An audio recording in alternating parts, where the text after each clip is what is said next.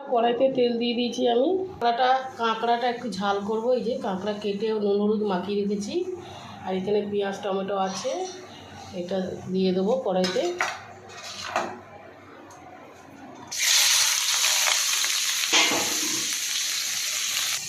বন্ধুরা এখানে মাছ রান্না করে নিয়েছি আমি।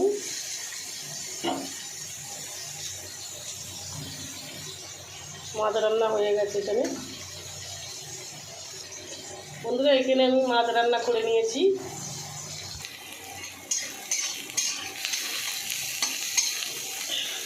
হালকা লাল হয়ে গেছে, আমি কাঁকড়াগুলো দিয়ে দেবো।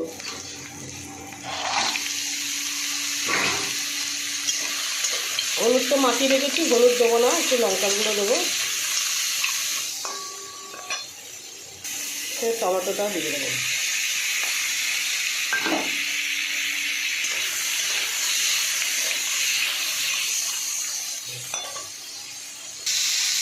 লঙ্কার গুঁড়োটা দিয়ে দেবো।